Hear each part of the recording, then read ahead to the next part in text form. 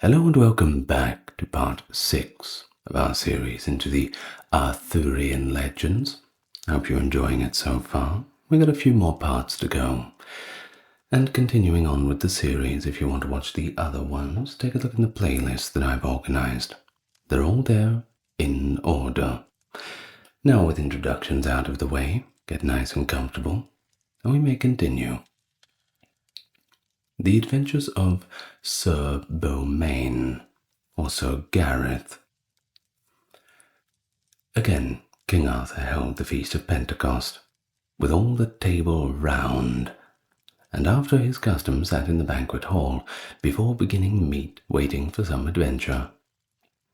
Then came to the king a squire, and said, Lord, now may ye go to meat. For here a damsel cometh with some strange adventure. And so the king was glad, and sat down to meat. Anon the damsel came in and saluted him, praying him for succour. What wilt thou? Said the king. Lord, she answered, my mistress is a lady of great renown, but is at this time besieged by a tyrant, who will not suffer her to go out of her castle, and because here in thy court the knights are called the noblest in the world, I come to pray thee for thy succour. Where dwelleth your lady? Answered the king. What is her name, and who is it that has besieged her? For her name, replied the damsel, as yet I may not tell it. But she is a lady of worship and great lands. The tyrant that besiegeth her and wasteth her lands is called Red Knight of the Redlands. I know him not, said Arthur. Oh, but I know him, lord, said Sir Gawain, and he is one of the most perilous knights in the land.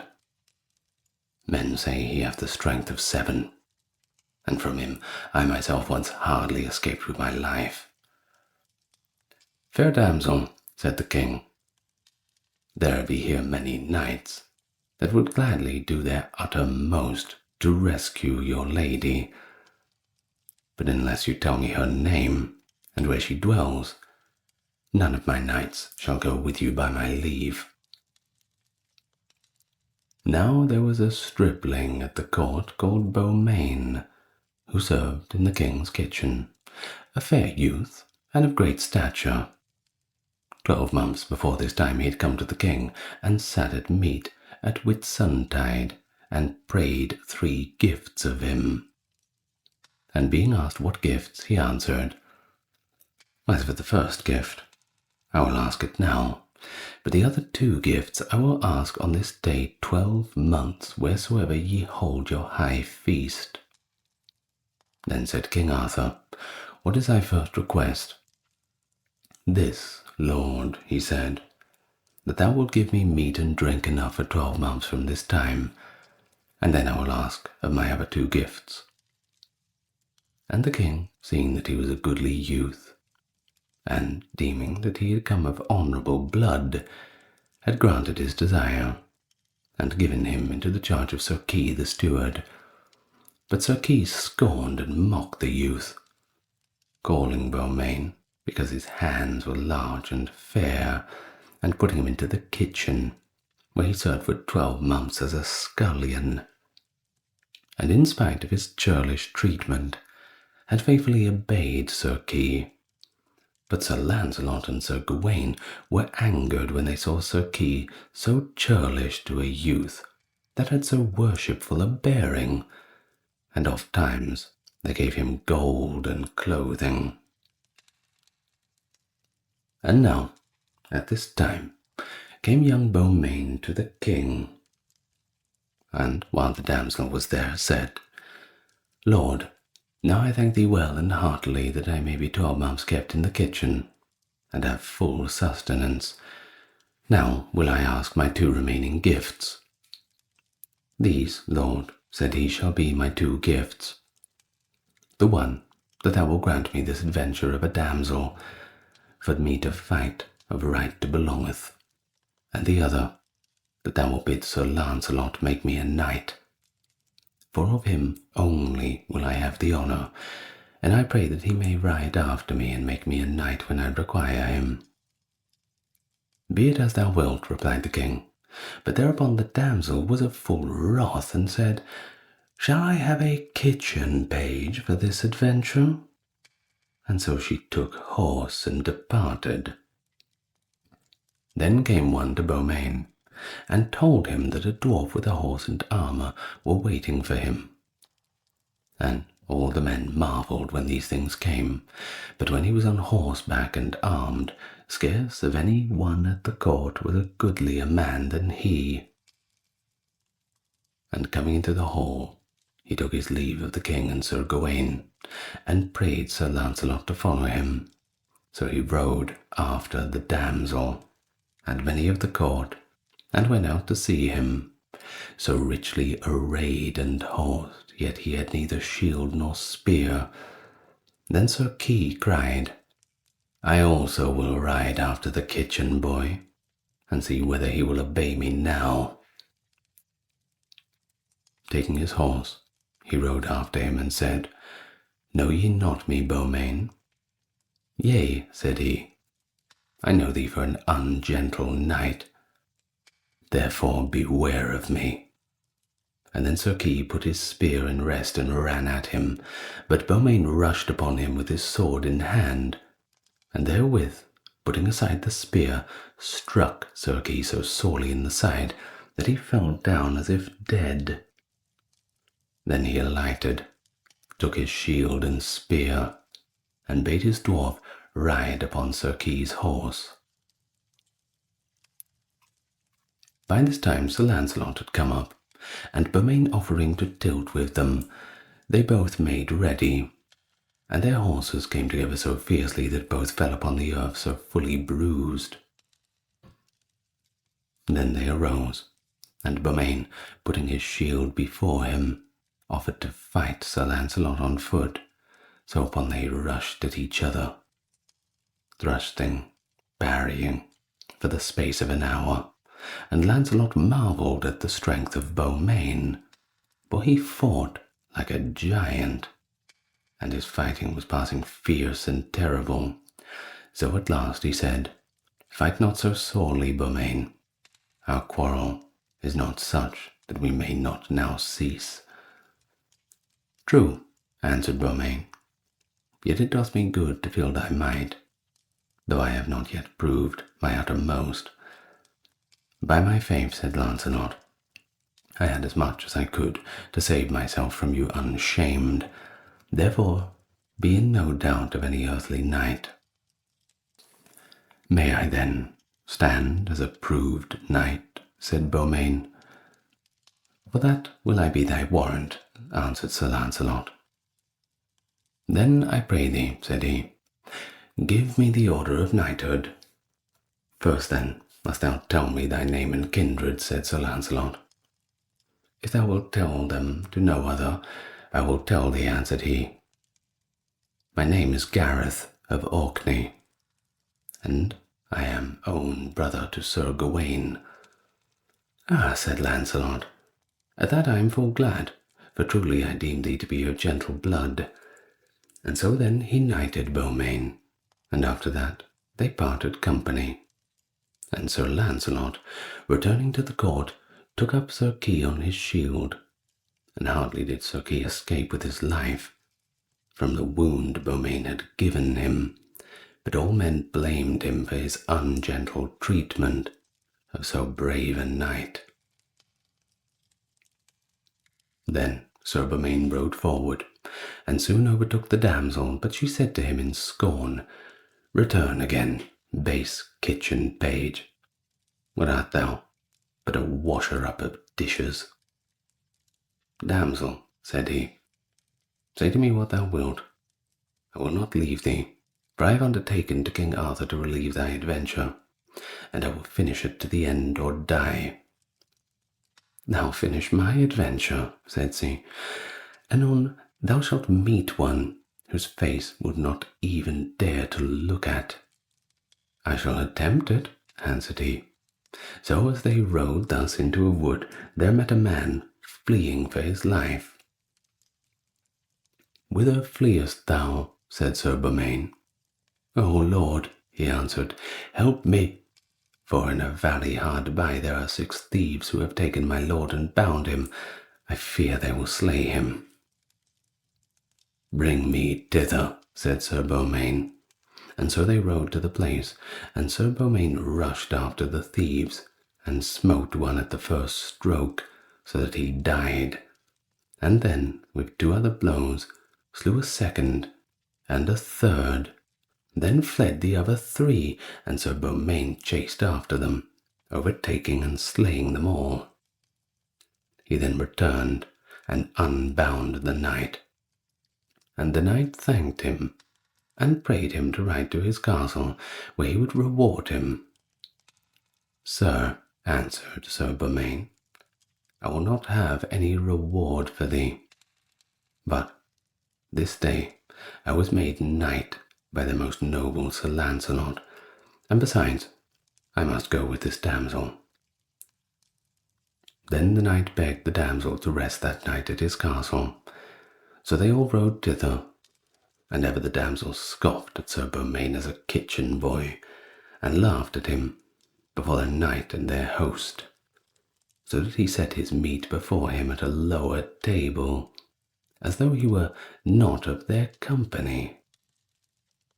And on the morrow the damsel and Sir Beaumains took their leave of the knight, and thanking him, departed, and they rode on their way till they came to a great forest, through which flowed a river, and there was but one passage over it, where it stood 2 knights, armed to hinder the way.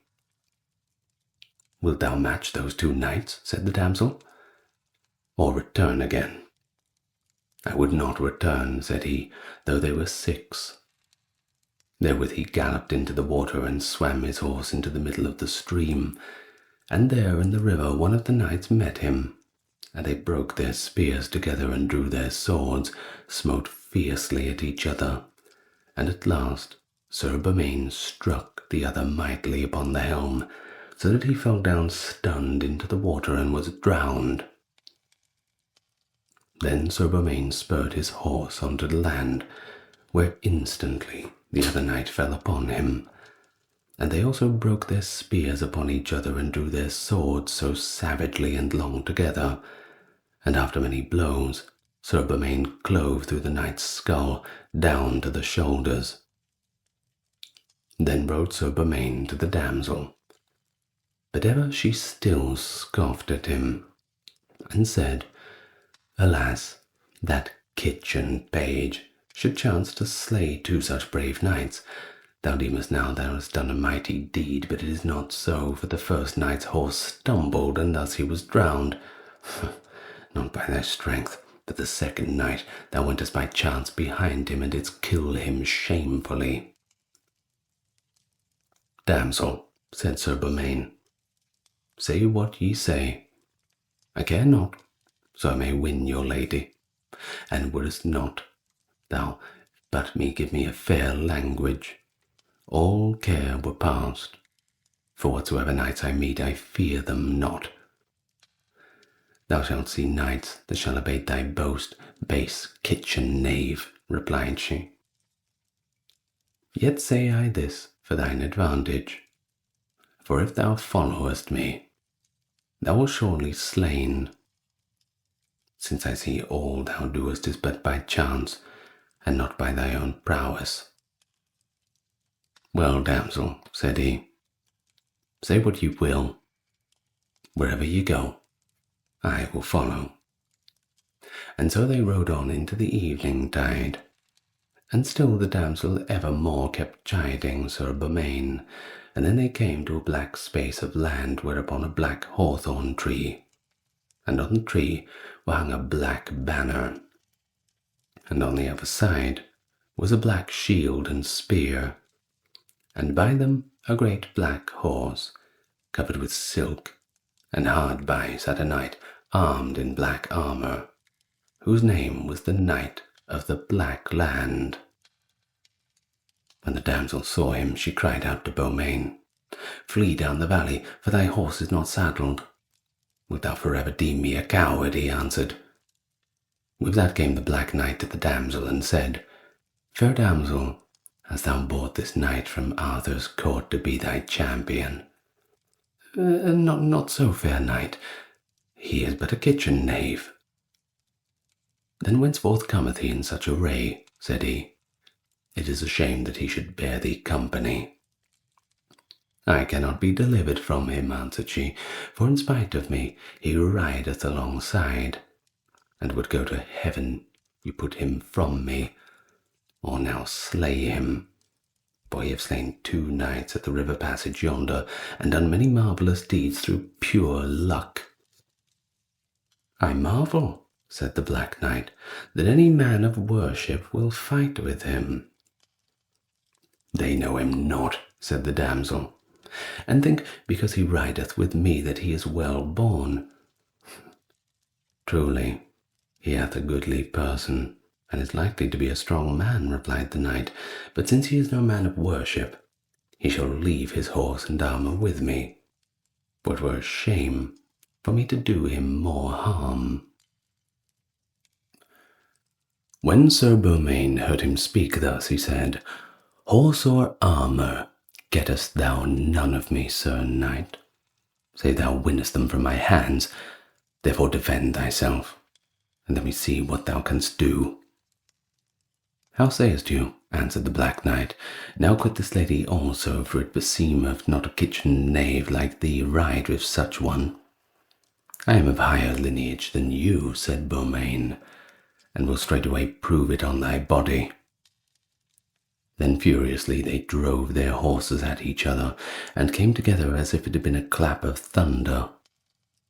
But the Black Knight's spear broke short, and Sir Beaumains thrust him through the side, and his spear breaking at the head left its point sticking fast in the Black Knight's body. Yet the Black Knight drew his sword, and smite Sir Beaumains with many fierce and bitter blows. But after they had fought an hour or more, he fell down from his horse in swoon, and forthwith died. Then Sir Beaumains lighted down, and armed himself in the Black Knight's armour, and rode on after the damsel.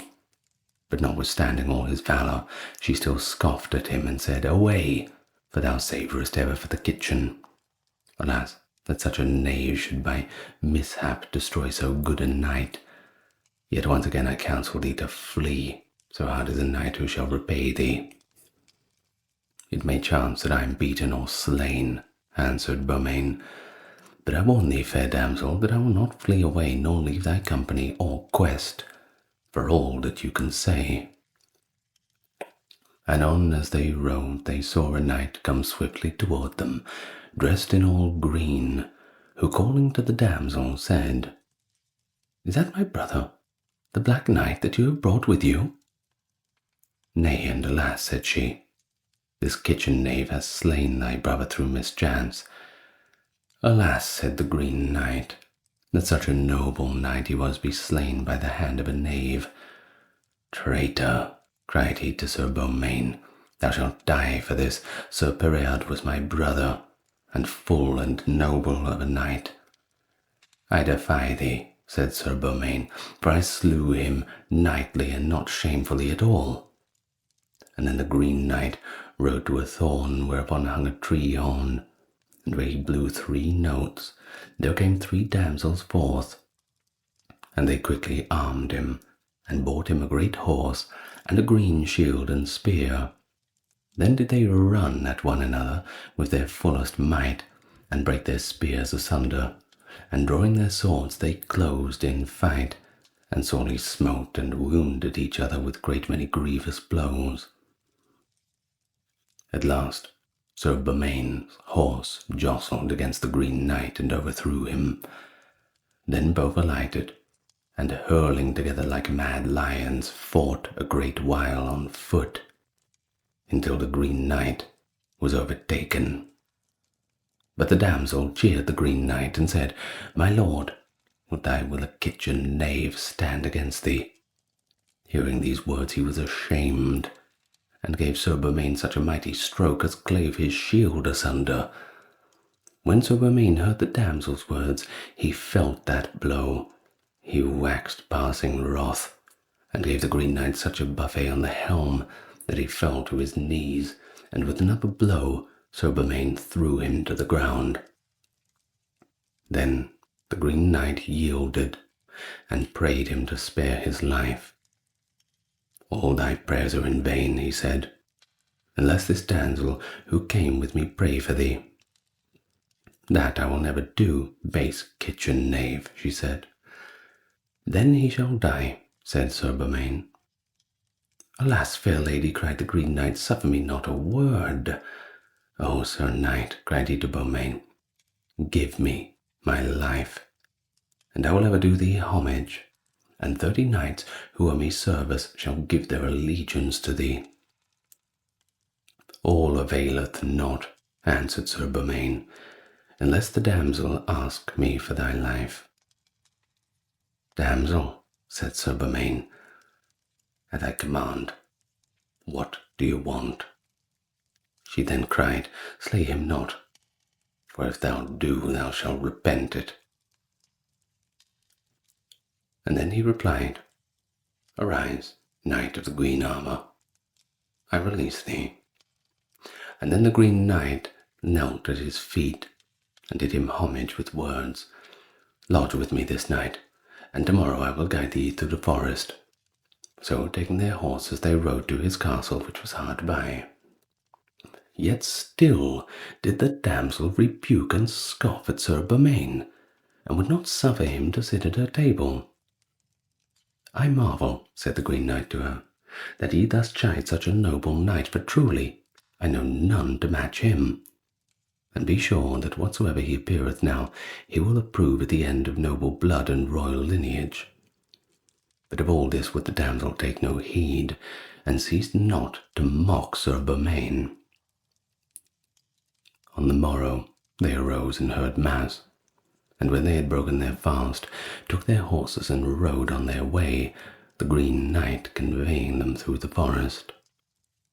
Then, when he had led them for a while, he said to Sir Beaumains, "My lord, my 30 knights and I shall be at thy command, whensoever thou shalt send for us." "It is well said," he replied, "and when I call upon you, you shall yield yourself and all your knights unto King Arthur." "That we shall gladly do," replied the Green Knight, and so departed. And the damsel rode on before Sir Beaumains, and said to him, "Why dost thou follow me? Why dost thou follow me, thou kitchen boy? I counsel thee to throw aside thy spear and shield, and flee betimes. For wert thou as mighty as Sir Lancelot or Sir Tristram, thou shouldest not pass a valley near this place, called the Pass Perilous." "Damsel," he answered, "let him that feareth flee. As for me, it were intended a shameful thing to turn after so long a journey." As he spake, they came upon a tower as white as snow, with mighty battlements and double moats around it.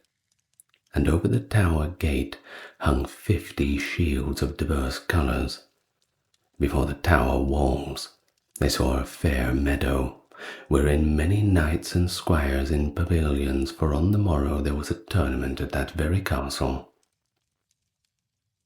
Then the lord of the castle, seeing a knight armed at all points, with a damsel and a page, riding towards the tower, came forth to meet them, and his horse and harness with shield on his spear were of a red colour. When he came near Sir Beaumains, and saw his armour of all black, he thought of him as his own brother the Black Knight, and cried aloud, "Brother, what do you here within these borders?" "Nay," said the damsel, "it is not thy brother, but a kitchen knave of Arthur's court, who have slain thy brother and overcome thy brother also, the Green Knight." "Now do I defy thee," cried the Red Knight to Sir Beaumains, and put his spear in rest and spurned his horse. And then both knights turned back a little space and ran together with all their might, till their horses fell to the earth. Then with their swords they fought fiercely for the space of 3 hours, and at last Sir Beaumains overcame his foe and smote him to the ground.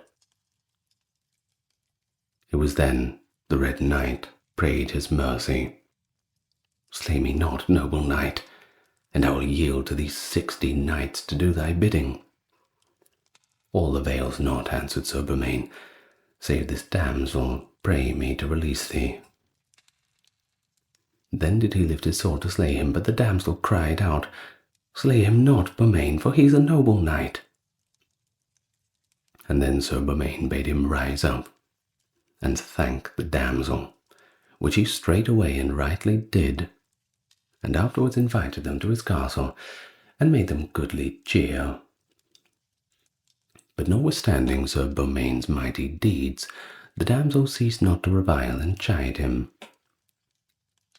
at which the Red Knight marvelled quite met, and caused his 60 knights to watch Sir Beaumains, that no villainy might happen to him. And on the morrow they heard mass and broke their fast, and the Red Knight came before Sir Beaumains with his 60 knights, and proffered him homage and fealty. "I thank thee," answered he, "and when I call upon thee thou shalt come before my lord King Arthur at his court, and yield yourself to him." "That we will surely do," said the Red Knight. And so Sir Beaumains and the damsel departed. And as she constantly reviled him and tormented him, he said to her, "Damsel, ye are discourteous, thus always to rebuke me.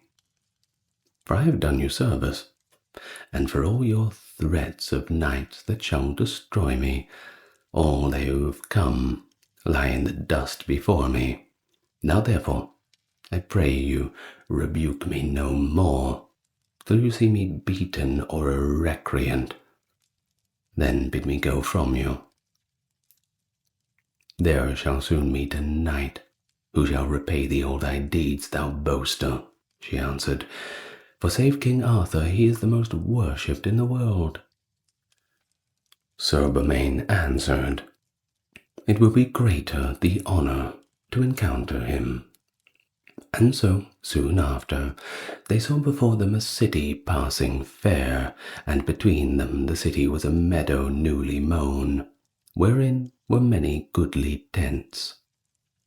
"Seest thou yonder blue pavilion?" said the damsel to Sir Beaumains. "It is Sir Persant, the lord of that great city, whose custom is, in all fair weather, to lie in the meadow and joust with his knights." As she spake, Sir Persant, who had espied them coming, sent a messenger to meet with Sir Beaumains, and asked him if he came in war or peace. "Say to thy lord," he answered, "that I care not whether of the twain it be." So when the messenger gave his reply, Sir Persant came out to fight with Sir Beaumains. And making ready, they rode their steeds against each other, and when their spears were shivered asunder, they fought with their swords, and for more than 2 hours did they hack and hew at each other, till their shields and hauberks were all dented with many blows, and they themselves were sorely wounded.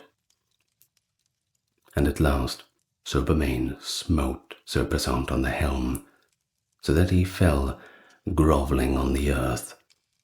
And when he unlaced his helm to slay him, the damsel prayed for his life. "That I will grant gladly," answered Sir Beaumains, "for it were such a pity that a noble knight as this would die." "Gramercy," said Sir Persant, "for now I certainly know that it was thou who slewest my brother the Black Knight, Sir Pereard, and overcame my brothers the Green Knight, Sir Pertolope, and the Red Knight, Sir Perimons. And since thou hast overcome me also, I will do thee homage and fealty, and place thy command 100 knights to do thy bidding." But when the damsel saw Perseant overthrown, she marvelled greatly at the might of Sir Beaumains, and said, "What manner of man you may be, for now I am sure that ye become of noble blood, and truly never did women revile a knight as I have done thee, and yet ye have ever courteously borne with me, which surely ye have never been, were ye not of gentle blood and lineage." "Lady," replied Sir Beaumains, "a knight is little worth who may not bear with a damsel, and so whatsoever ye say to me I took no heed. I save only that at times when your scorn angered me, it made me all the stronger against with whom I fought, and thus have ye furthered me in my battles. But whether I be born of gentle blood or not, I have done ye gentle service, and peradventure will do better still, ere I ever depart from you." "Alas," she said, weeping at his courtesy, "forgive me, Sir Beaumains, that I have misaid and misdone against you." "With all my heart," he said, "and since you now speak fairly to me, I am passing glad of heart, and I think I have the strength to overcome whatever knights I shall henceforth encounter." Then Sir Persant prayed them to come to his pavilion, and set them before wines and spices, and made them great cheer, so that they rested that night. And on the morrow the damsel and Sir Beaumains rose and heard mass, and when they had broken their fast, they took their leave of Sir Persant. "Fair damsel," said he, "whither lead ye this night?" "Sir," she answered, "to the castle Dangerous, where my sister is besieged by the Knight of the Redlands." "I know him well," said Sir Persant, "for the most perilous knight alive, a man without mercy, and with the strength of 7 men. God save thee, Sir Beaumains, from him, and enable thee to overcome him, for the Lady Lyonesse, whom he besiegeth, is as fair a lady that livest in this world." "Thou sayest true, sir," said the damsel, "for I am her sister, and men call me Lynette, or the Wild Maiden." "Now I would have thee know," said Sir Persant to Sir Beaumains, "that the Knight of the Redlands hath kept the siege of more than 2 years, and prolongeth that time, hoping that Sir Lancelot or Sir Tristram or Sir Lamorak may come and battle with him, for these 3 knights divide them between all knighthood. And thou, if thou mayest match the knights of the Redlands, shall well be called the 4th knight of the world." "Sir," said Sir Beaumains, "I would fain have that good fame, and truly I am come of great and honourable lineage, and so that you and this fair damsel will conceal it, I will tell ye my descent." And when they swore to keep it a secret, he told them, "My name is Sir Gareth of Orkney. My father was King Lot, and my mother Lady Bellisant, King Arthur's sister. Sir Gawain, Sir Agravain, and Sir Gareth are my brethren, and I am the youngest of them all. But as yet King Arthur and the court knew me not who I am." When he had thus told them, they both wondered greatly. As the damsel, Lynette sent the dwarf forward to her sister to tell of their coming. Then did Dame Lyonesse inquire what manner of man the knight was who was coming to their rescue. And the dwarf told her all of Sir Beaumains' deeds by the way, how he had overthrown Sir Kay and left him for dead, how he had battled with Sir Lancelot and was knighted of him, how he had fought with and slain the thieves, how he had become the 2 knights who kept the river passage, how he had fought with and slain the Black Knight, and how he had overcome the Green Knight, the Red Knight, and last of all the Blue Knight, Sir Perseant. Then was the Dame Lyonesse passing glad, and sent the dwarf back to Sir Beaumains with great gifts, thanking him for his courtesy in taking such labour upon him for her sake, and praying him to be of good heart and courage. And as the dwarf returned, he met with the Knight of the Redlands, who asked him from whence he came. "I came here with the sister of my lady of the castle," said the dwarf, "who hath now been to King Arthur's court, and brought a knight with her to take the battle upon him." "Then is her travail lost," replied the knight, "for, though she had brought Sir Lancelot, Tristram, Lamorak, and Gawain, I count myself their equal. And who besides shall be so called?" And then the dwarf told the knight what deeds Sir Beaumains had done, but he answered, "I care not for him, whosoever he may be, for I shall shortly overcome him, and give him a shameful death, as to so many others I have done." And then the damsel, Lynette, and Sir Beaumains left Sir Percivant, and rode on through a forest to a large plain where they saw many pavilions, and hard by a castle passing fair. But as they came near, Sir Beaumains saw upon the branches of some trees which grew there the dead bodies of 40 knights hanging with rich armour upon them, shields and swords about their necks, golden spurs on their heels. "What does this mean?" he said, amazed.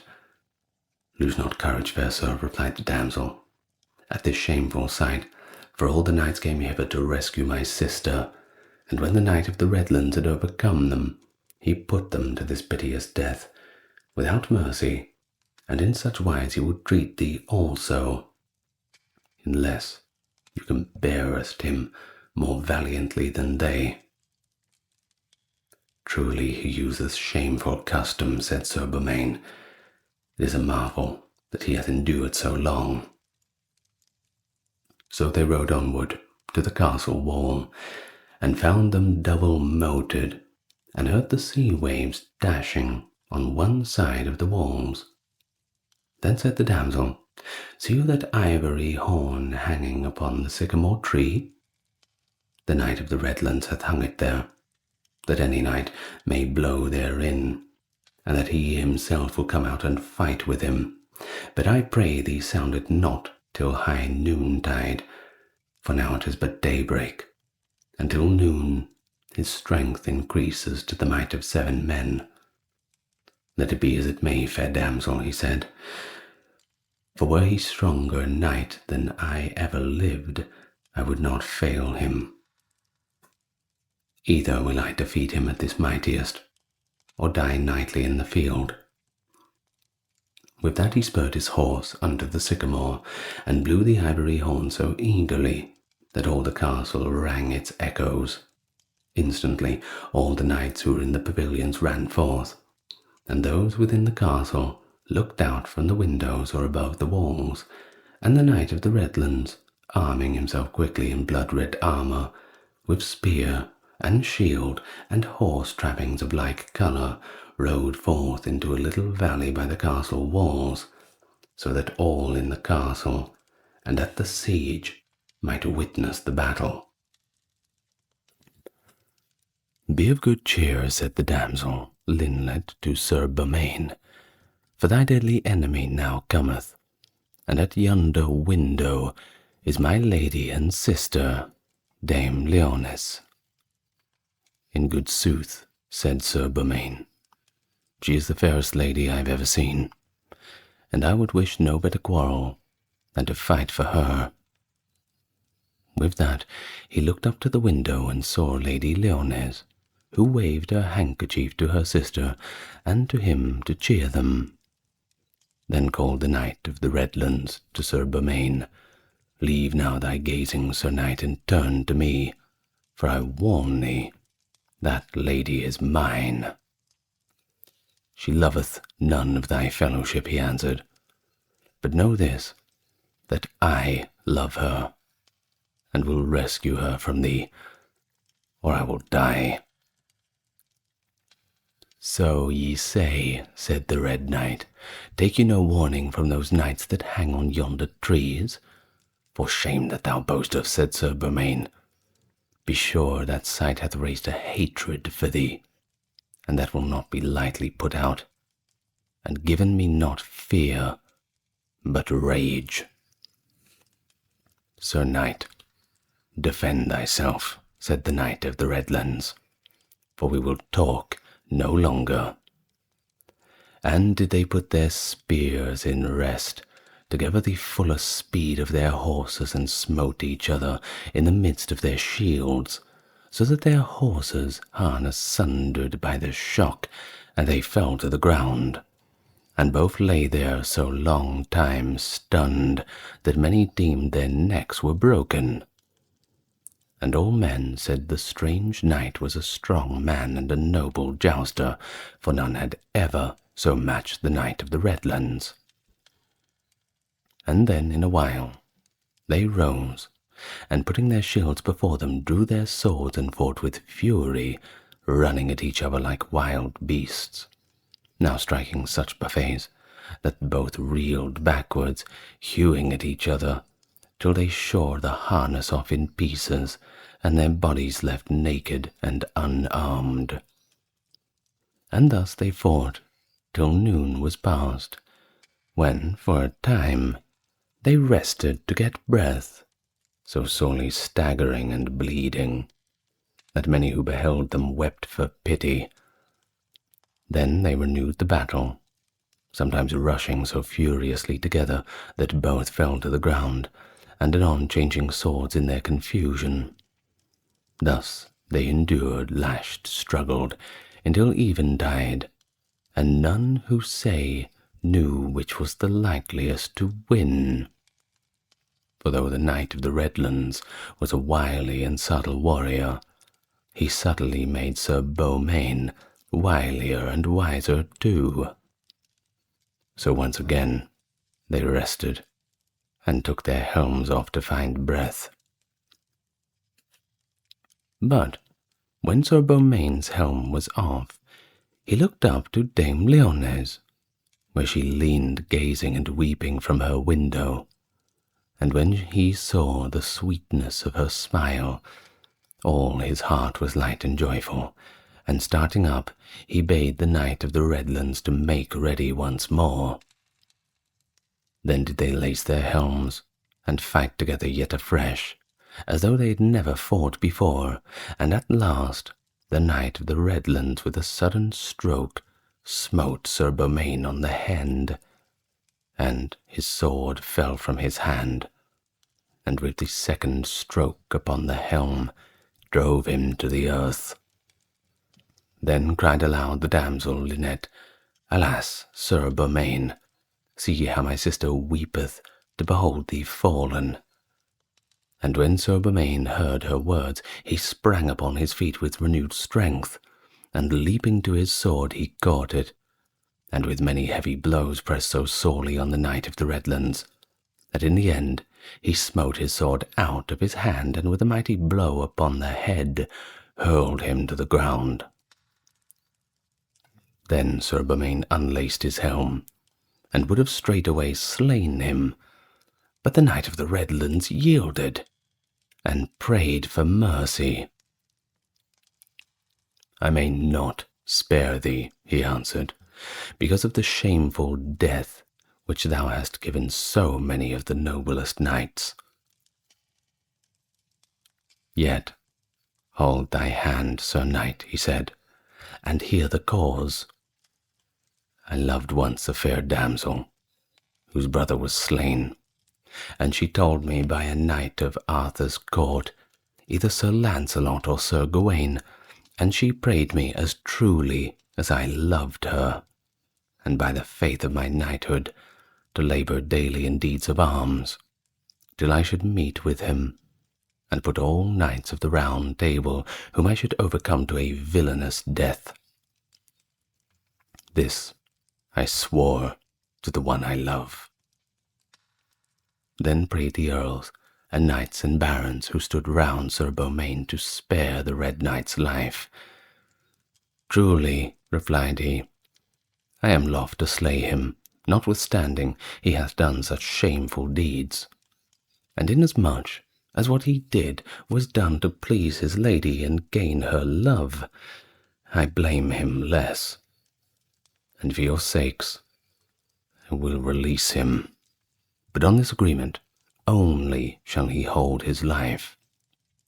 Straightway he will depart into the castle, and yield him unto the lady there, and make her such amends as she shall ask, for all the trespass he had done upon her lands, and afterwards that he shall go unto King Arthur's court, and ask the pardon of Sir Lancelot and Sir Gawain for all of the evil he hath done against them.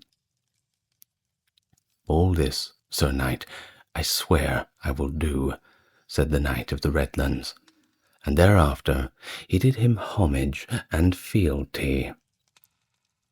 Then came the damsel Lynette to Sir Beaumains and the Knight of the Redlands, and disarmed them, and staunched their wounds.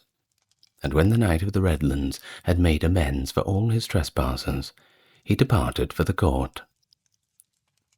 Then Sir Beaumains, being healed of his wounds, armed himself, and took his horse and spear, riding straight away to the castle of Dame Lyonesse, for greatly he desired to see her. But when he came to the gate, they closed it fast and pulled up the drawbridge. And as he marvelled thereat, he saw that the lady of Lyonesse was standing at a window, and she said, Go thy way as yet, Sir Beaumains, for thou shalt not wholly have my love, until thou art among the worthiest knights of the world. Go, therefore, and labour yet in arms for 12 months or more, and return to me. Alas, fair lady, said Sir Beaumains, I have scarce deserved this of thee. For sure I am that I have bought thy love with all the best blood in my body. Do not be aggrieved, fair knight, for none of thy service is forgotten, nor is it lost. 12 months will soon be passed in noble deeds, and trust that my death I shall love thee and not another. With that she turned and departed from the window. So Sir Beaumains rode away from the castle with very much sorrow in his heart, and as he rode he knew not whither, and lay that night in a poor man's cottage. On the morrow he went forward, and came at noon to a broad lake, and thereby he alighted. Being very sad and weary, he rested his head upon his shield, and told his dwarf to keep watch while he slept. Now, as soon as he had departed, Lady Lyonesse repented, and greatly longed to see him back, and asked her sister how many times of what lineage he was. But the damsel would not say, being bound to her oath to Sir Beaumains, and said his dwarf was the one who best knew such things. So she called Sir Gringamors, her brother, who dwelt with her, and prayed him to ride after Sir Beaumains till he found him sleeping, and then to take his dwarf away and bring him back to her. Anon Sir Gringamors departed, and rode till he came upon Sir Beaumains, and found him as he lay sleeping by the waterside. And then, stealthily, behind the dwarf he caught him in his arms, and rode off in haste. And though the dwarf cried loudly for his lord to help, and woke Sir Beaumains, yet, though he rode full quickly after him, he could not overtake Sir Gringamor. When Dame Lyonesse saw her brother come back, she was passing glad of heart, and forthwith asked the dwarf his master's lineage. He is a king's son, said the dwarf, and his mother is King Arthur's sister. His name is Sir Gareth of Orkney, and he is brother to the good knight Sir Gawain. But I pray you suffer me go back to my lord, please. But truly, he will never leave this country till he has me again.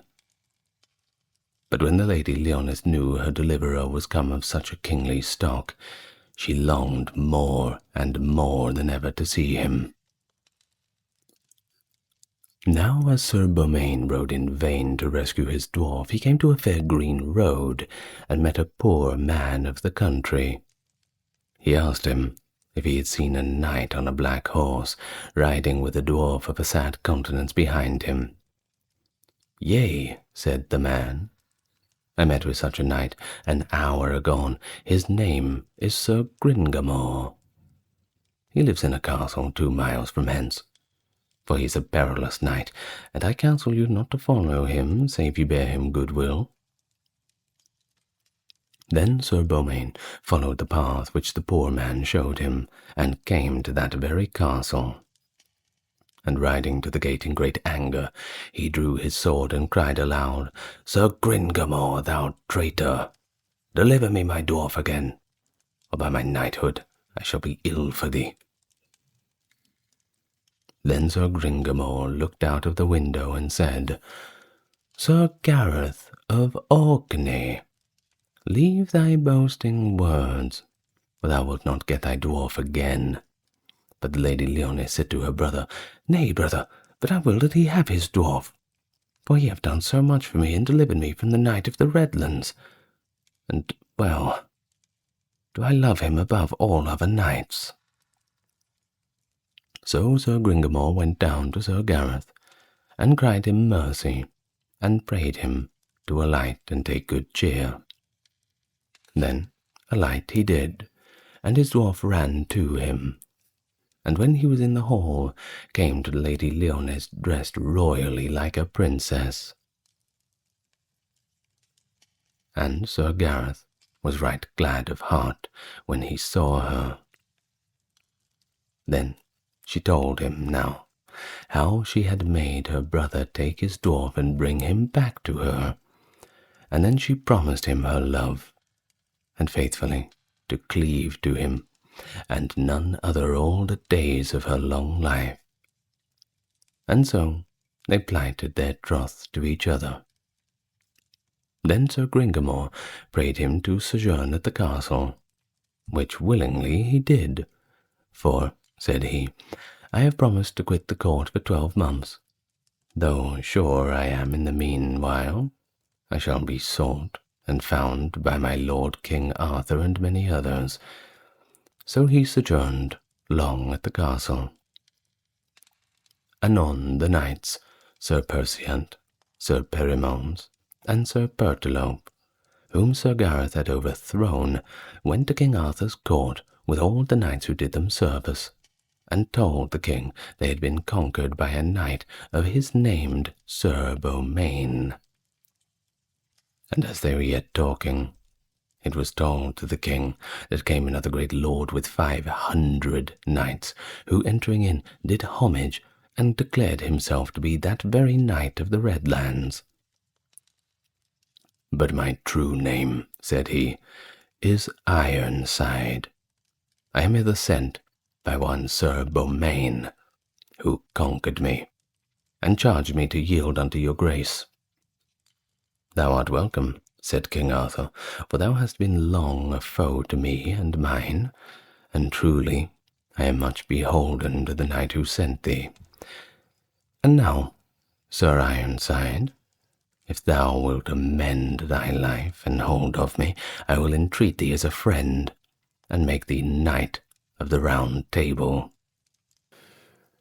But thou mayest no more be a murderer of noble knights.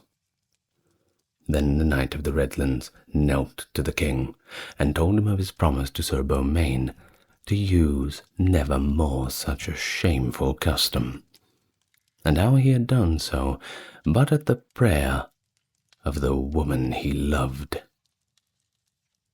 Then knelt he to Sir Lancelot and Gawain, and prayed their pardon for the hatred he had borne them. But the king and the court marvelled greatly who Sir Beaumains was.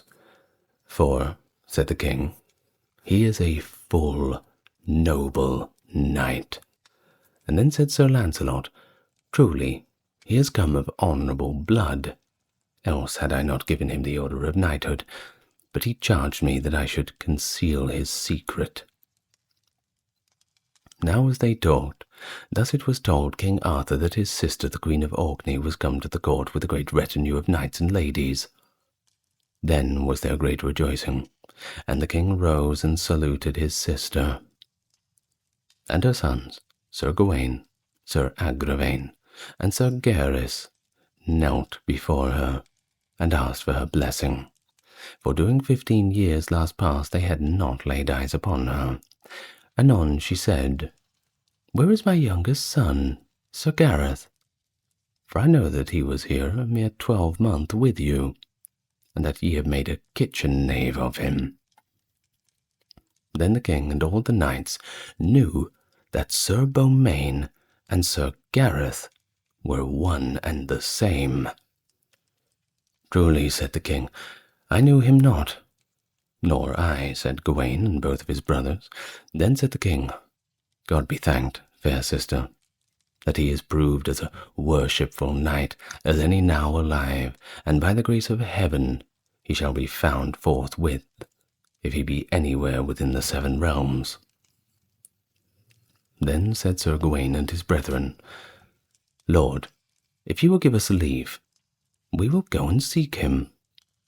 But Sir Lancelot said, It were better that the king should send a messenger to Dame Lyonesse and pray her to come hither with all speed, and she will counsel where ye shall find him. It is well said, replied the king, and sent a messenger quickly unto Dame Lyonesse.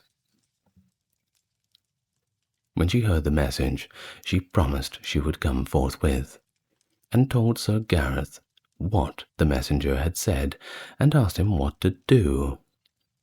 I pray you, he said, tell them not where I am, but when my lord King Arthur asketh for me, advise him thus, that he proclaimeth a tournament before his castle on Assumption Day, and that the knight who proveth best shall win yourself and all your lands.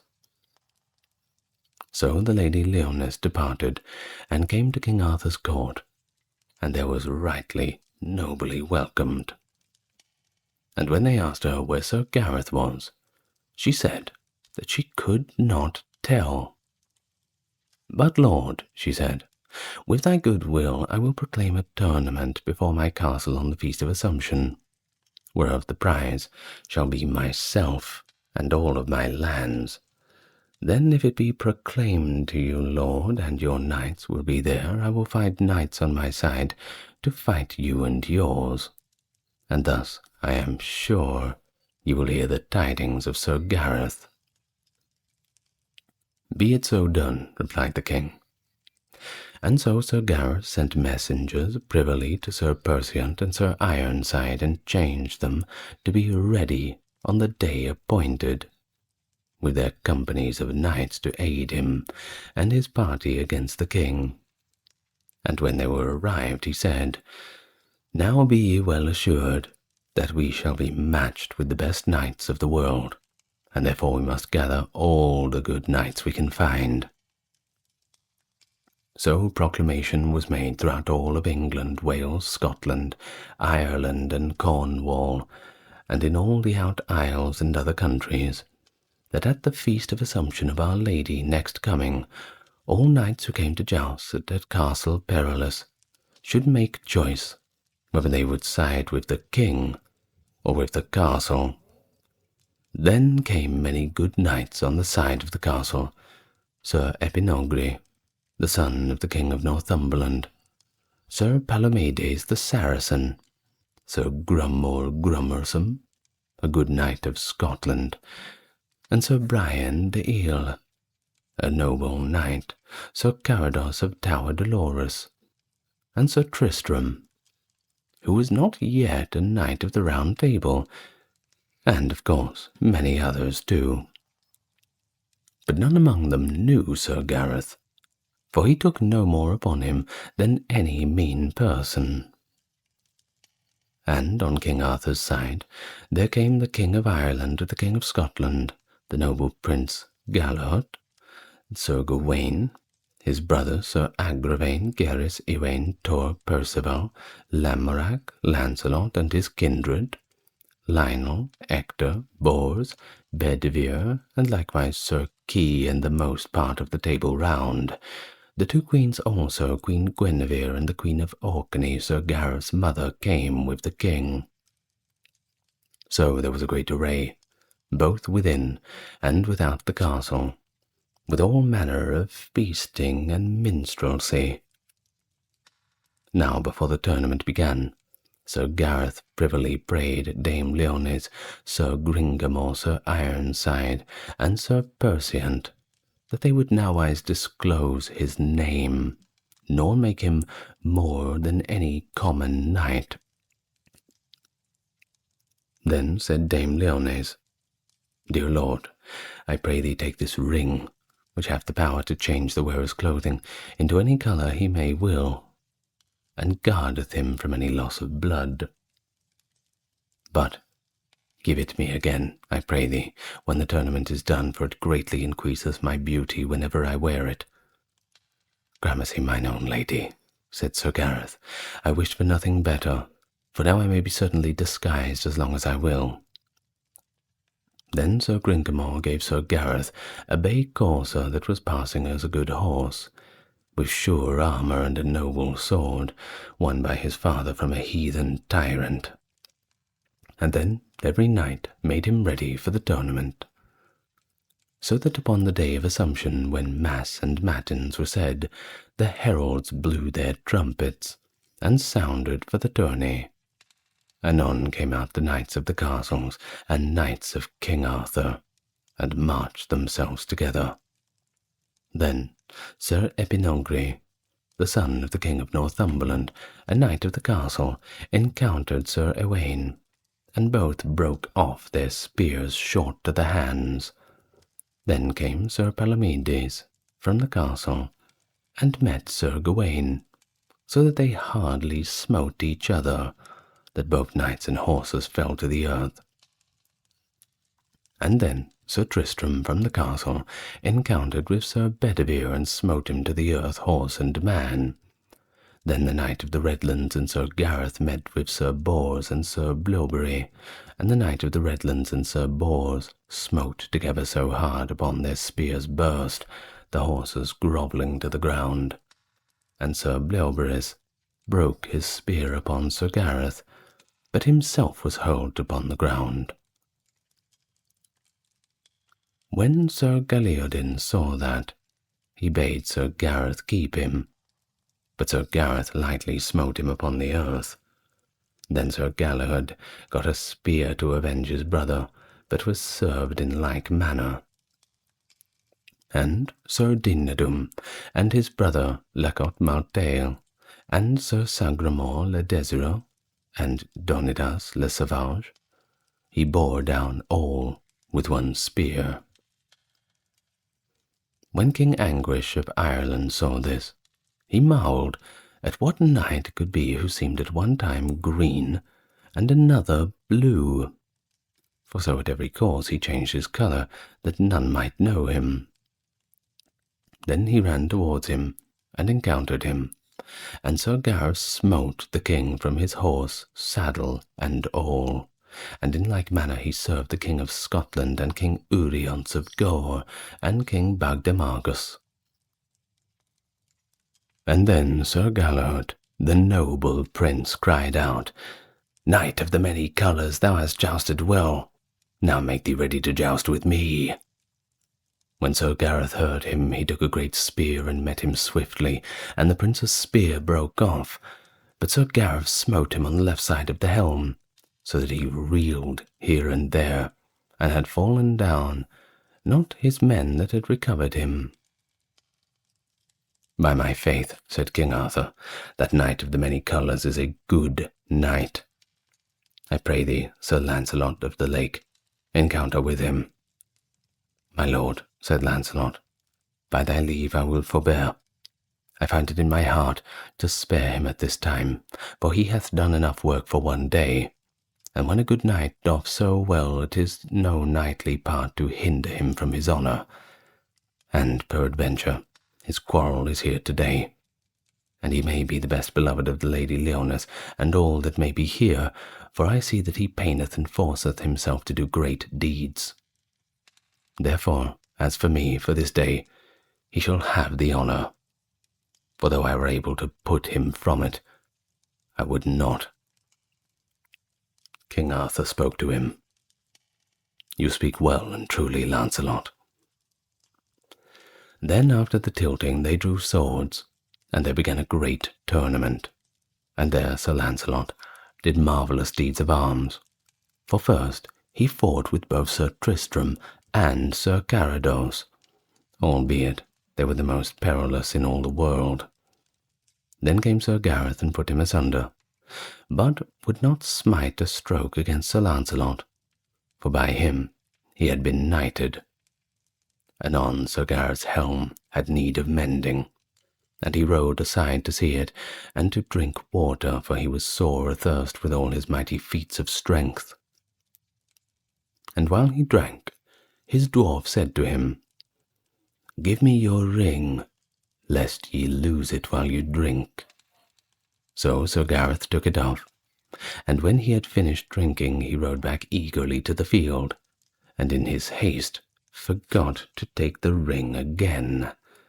Then all the people saw that he wore yellow armour, and King Arthur told a herald, Ride and espy the cognizance of that brave knight, for I have asked many who he is, and none can tell. Then the herald rode near, and saw him written round his helmet in letters of gold, Sir Gareth of Orkney. And instantly the herald cried his name out aloud, and all men turned to see him.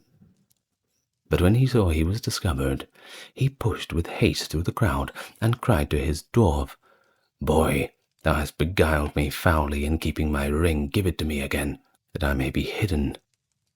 As soon as he had put it on, his armour once more changed, and no man knew where he had gone to. Then he passed forth from the field, but Sir Gawain his brother rode after him.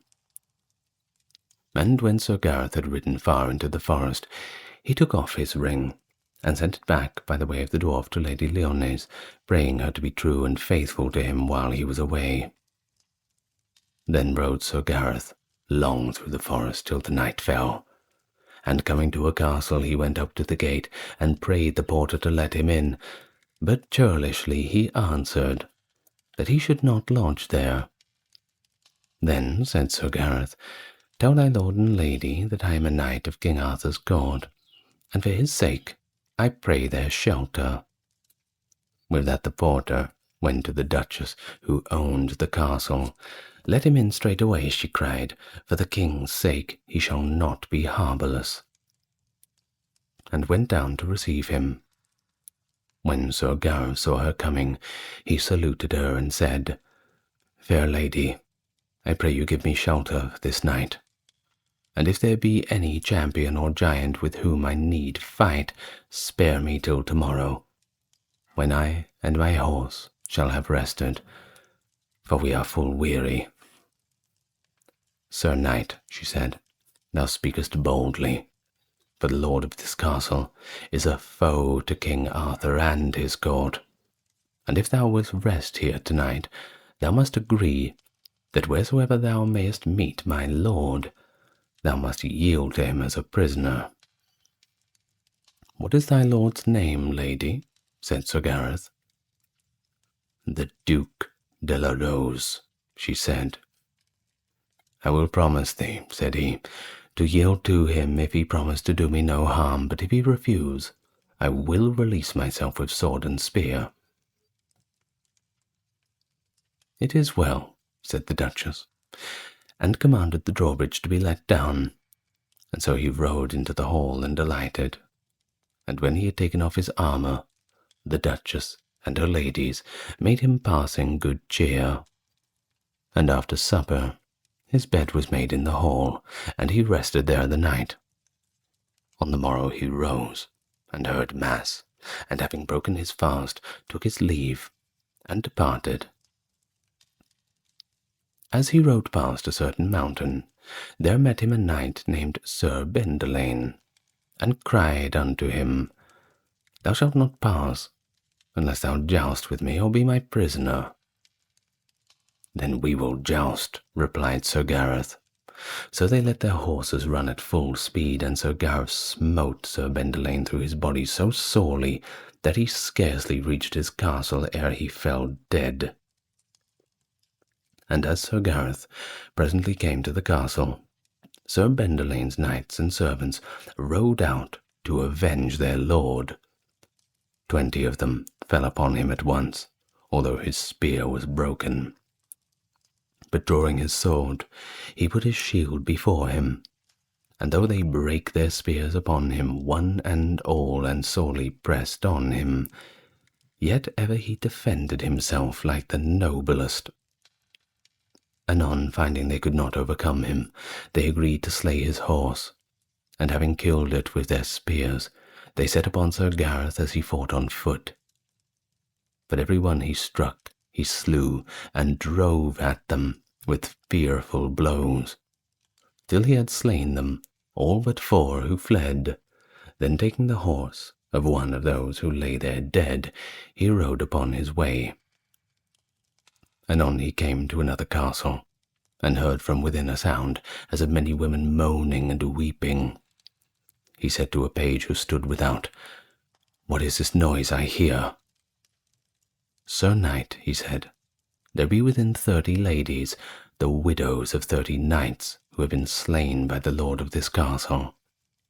He is called the Brown Knight without pity, and is the most perilous knight living.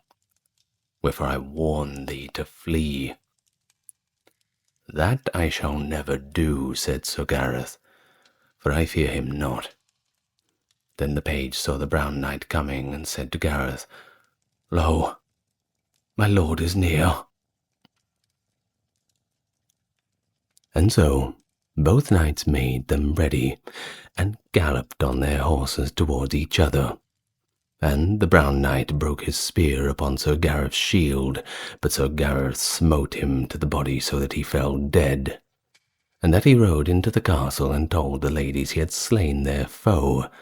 They were right glad of heart, and made him all the cheer they could, and thanked him out of measure. But on the morrow, as he went to mass, he found the ladies weeping in the chapel upon the divers tombs that were there. And he knew that in those tombs their husbands lay. Then he bade them be comforted, and with the noble and high words he desired and prayed them all to be at Arthur's court for the next feast of Pentecost. So he departed, and rode past a mountain where was a goodly knight waiting, who said to him, "Abide, Sir Knight, and joust with me." "How are ye named?" said Sir Gareth. "I am Duke de la Rose," answered he. "In good sooth," then said Sir Gareth, "not long ago I lodged within your castle, and there promised I would yield to you whenever we might meet." "Art thou that proud knight," said the Duke, "who is ready to fight with me? Guard thyself therefore, and make ready."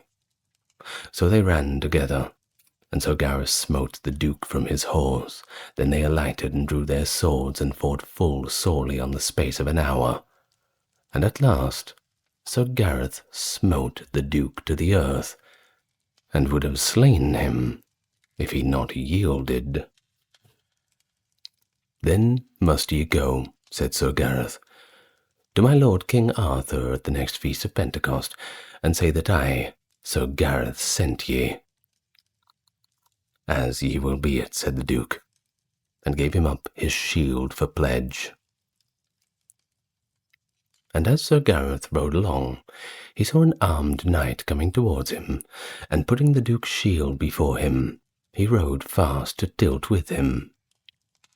And so they ran together, as it had been thunder, and broke spears upon each other, fought fiercely with their swords lashed together with such mighty strokes, that blood ran to the ground on every side.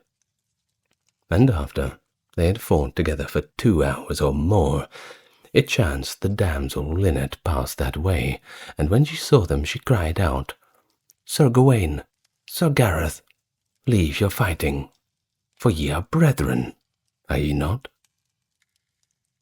At that time they threw away their shields and swords, and took each other in their arms, and wept a great deal ere they could speak. And each gave to the other the honour of the battle, and there was many a kind word between them. Then said Sir Gawain, O my brother, for your sake, I had great sorrow and labour, but truly I would honour you, though ye were not my brother. For you've done great worship to King Arthur and his court, and sent more knights to him than any of the Table Round, except Sir Lancelot. Then the damsel Lynette staunched their wounds, and their horses being weary, she rode her palfrey to King Arthur and told him of this strange adventure. When she had told her tidings, the king himself mounted his horse, and bade all come with him and meet them. So great a company of lords and ladies went forth to meet the brothers, and when King Arthur saw them, he would have spoken hearty words, but for gladness he could not, and both Sir Gawain and Sir Gareth fell down at their uncle's knees and did him homage. And there was passing great joy and gladness among them all.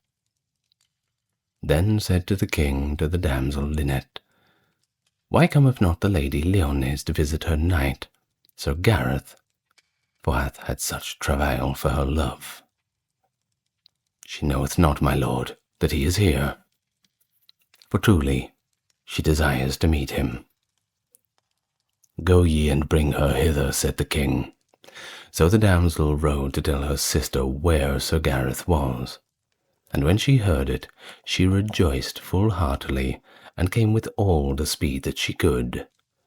When Gareth saw her, there was great joy and comfort between them.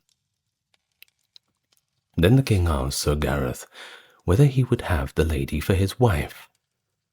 My lord, replied Sir Gareth, know well that I love her above all ladies living. Now, fair lady, said King Arthur, what say you? Most noble king, she answered, my lord, Sir Gareth is my first love, and he shall be my last, and if I may not have him for my husband, then I will have none. Then said the king to them, Be well assured that for my crown I will not be the cause of parting your two hearts. Then was the high preparation made for the marriage, for the king desired it should be at Michaelmas the next following, at Kinkenadon by the sea rather. So Sir Gareth sent out messengers to all the knights whom had overcome in that battle, that they should be there upon his marriage day. Therefore, at the next Michaelmas came a goodly companion to Kinkenadon by the sea, and there did the Archbishop of Canterbury marry Sir Gareth and Lady Lyonesse with all solemnity, and all the knights whom Sir Gareth had overcome were at the feast, and every manner of revels and games was held with music and minstrelsy, and there was great jousting for 3 days. But because of his bride, the king would not suffer Sir Gareth to joust. Then did King Arthur give great lands and fair with store of gold to Sir Gareth and his wife, so that they may live royally together to the end of their days. And for now, we reach a milestone in the road for our quest. But we will be back next time. But until then, let's regain our strength, and we'll continue with renewed vigor when the time comes. I'd like to thank the noblest of my supporters: Dark, Carrie, Kimberly, Ember, Ben, Britt, Charles, Erin, James, Jeffrey, Melissa, Scott, Stark Factory, Wendy, Jaden, Sherry, Jessica, Christine, Sally, Katiana, Christine, Fazabo, Legitmus, Maverick, Dr. Neuro Nerd, Cameron, Alexander, Nicholas, Daniel, JR, Charlene, Christopher, and Lynn. Thank you all so much and I will see you in the next video. Good night, everyone. Quest on, and lots of love to you all.